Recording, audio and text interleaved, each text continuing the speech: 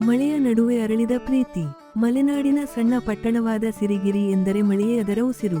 ವರ್ಷದಲ್ಲಿ ಅರ್ಧಕಾಲ ಮೋಡಗಳ ನೆರಳಿನಲ್ಲೇ ಬದುಕುವ ಆ ಊರು, ಹಸಿರು ಬೆಟ್ಟಗಳು, ಮಣ್ಣಿನ ವಾಸನೆ ಮತ್ತು ಶಾಂತ ಬದುಕಿಗೆ ಹೆಸರುವಾಸಿ. ಆ ಊರಿನಲ್ಲೇ ಅನನ್ಯ ಮತ್ತು ಆರವ್ ಅವರ ಕಥೆ ಆರಂಭವಾಯಿತು.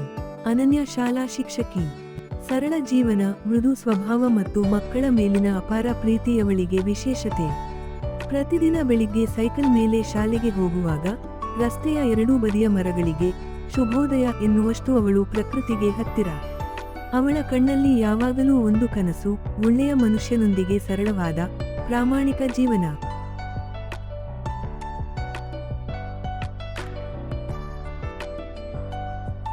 ಆರವ್ ಬೆಂಗಳೂರಿನಿಂದ ಬಂದ ಎಂಜಿನಿಯರ್. ನಗರ ಜೀವನದ ಗೊಂದಲಗಳಿಂದ ದೂರವಾಗಿ ಸ್ವಲ್ಪ ವಿಶ್ರಾಂತಿ ಮತ್ತು ಹೊಸ ಪ್ರಾಜೆಕ್ಟ್ಗಾಗಿ ಸಿರಿಗಿರಿಗೆ ಬಂದಿದ್ದ. ಮೊಬೈಲ್, ಲ್ಯಾಪ್ಟಾಪ್, ವೇಗದ ಜೀವನ ಇವೆಲ್ಲ ಅವನಿಗೆ ಸಹಜ. ಆದರೆ ಈ ಊರಿನ ನಿಧಾನಗತಿ ಅವನಿಗೆ ಹೊಸ ಅನುಭವವಾಗಿತ್ತು.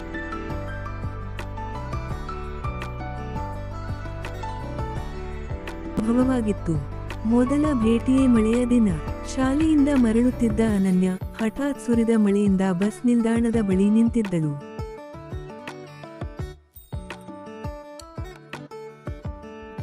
ಅದೇ ಸಮಯಕ್ಕೆ ಆರವ್ ತನ್ನ ಬೈಕ್ನೊಂದಿಗೆ ಅಲ್ಲಿ ನಿಂತ.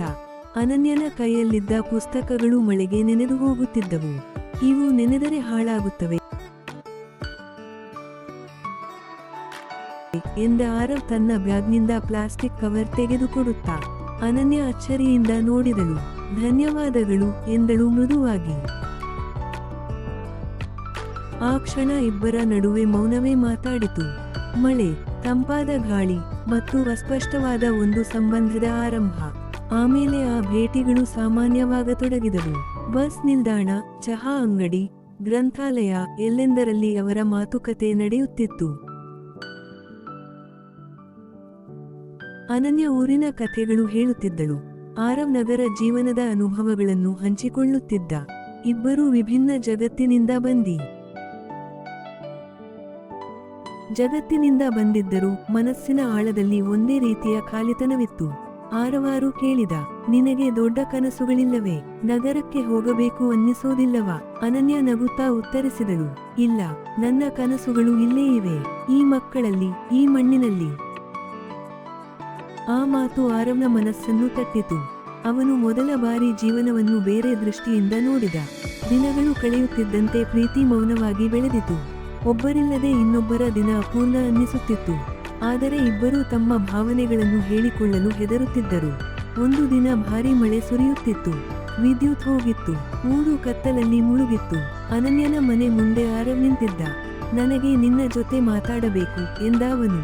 ಅನನ್ಯ ಮೌನವಾಗಿ ಕೇಳುತ್ತಿದ್ದಳು. ನಾನು ಇಲ್ಲಿ ಬರೋದು ಕೆಲಸಕ್ಕಾಗಿ ಅಂತ ಅಂದುಕೊಂಡಿದ್ದೆ. ಆದರೆ ಈಗ ಗೊತ್ತಾಯ್ತು, ನಿನ್ನನ್ನು ಕಂಡುಕೊಳ್ಳಲು ಬಂದಿದ್ದೇನೆ ಎಂದು ಆರವ್ ಹೇಳಿದ.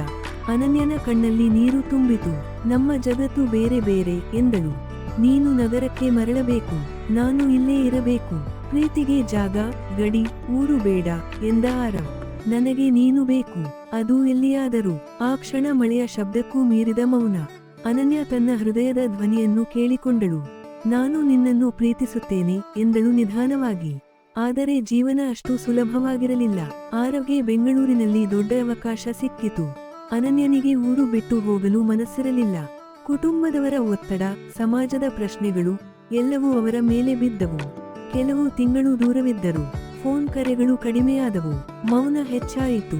ಪ್ರೀತಿ ಕ್ಷೀಣಿಸುತ್ತಿದೆಯೇ ಎಂಬ ಭಯ ಇಬ್ಬರನ್ನೂ ಕಾಡಿತು. ಒಂದು ದಿನ ಅನನ್ಯ ತನ್ನ ವಿದ್ಯಾರ್ಥಿಗಳ ಪ್ರಬಂಧ ಓದುತ್ತಿದ್ದಳು. ಒಂದು ಪುಟ್ಟ ಹುಡುಗಿ ಬರೆದಿದ್ದಳು, ನಾನು ದೊಡ್ಡಾದ ಮೇಲೆ ನನ್ನ ಅಪ್ಪ ಅಮ್ಮ ಒಟ್ಟಿಗೆ ನಗುವಂತೆ ನೋಡಿಕೊಳ್ಳಬೇಕು. ಆ ಸಾಲು ಅನನ್ಯನ ಮನಸ್ಸನ್ನು ಕದಲಿಸಿತು. ಪ್ರೀತಿ ಎಂದರೆ ತ್ಯಾಗವೂ ಹೌದು ಅನ್ನುವುದು ಅವಳಿಗೆ ಅರ್ಥವಾಯಿತು. ಅದೇ ದಿನ ಆರವ್ ಸಿರಿಗಿರಿಗೆ ಬಂದ. ಅನನ್ಯನನ್ನು ನೋಡುತ್ತಿದ್ದಂತೆ ಅವನ ಕಣ್ಣುಗಳು ತುಂಬಿದವು. ನಾನು ನಗರವನ್ನೇ ಆಯ್ಕೆ ಮಾಡಬೇಕು ಅಂದುಕೊಂಡಿದ್ದೆ ಎಂದ ಅವನು. ಆದರೆ ನಿನ್ನಿಲ್ಲದೆ ಯಾವ ಯಶಸ್ಸೂ ಅರ್ಥವಿಲ್ಲ. ಅನನ್ಯ ನಗುತ್ತಾ ಹೇಳಿದಳು, ನಾನು ನನ್ನ ಊರನ್ನು ಬಿಟ್ಟು ಬರಲಾರೆ, ಆದರೆ ನಿನ್ನ ಜೊತೆ ಬದುಕಲು ಸಿದ್ಧ. ಅವರು ಒಟ್ಟಿಗೆ ನಿರ್ಧಾರ ತೆಗೆದುಕೊಂಡರು. ಆರವ್ ಸಿರಿಗಿರಿಯಲ್ಲಿ ಸಣ್ಣ ಟೆಕ್ ಸೆಂಟರ್ ಆರಂಭಿಸಿದ. ಅನನ್ಯ ತನ್ನ ಶಾಲೆಯ ಕೆಲಸ ಮುಂದುವರಿಸಿದಳು. ನಗರ ಮತ್ತು ಊರು ಎರಡನ್ನೂ ಸೇರಿಸಿದ ಹೊಸ ಜೀವನ ಆರಂಭವಾಯಿತು. ಮಳೆ ಮತ್ತೆ ಸುರಿಯಿತು. ಆದರೆ ಈ ಬಾರಿ ಅದು ಇಬ್ಬರ ಪ್ರೀತಿಗೆ ಸಾಕ್ಷಿಯಾಯಿತು. ಸಿರಿಗಿರಿಯ ಮಣ್ಣಿನಲ್ಲಿ ಅರಳಿದ ಪ್ರೀತಿ ಜೀವನ ಪೂರ್ತಿ ಹಸಿರಾಗಿಯೇ ಉಳಿಯಿತು.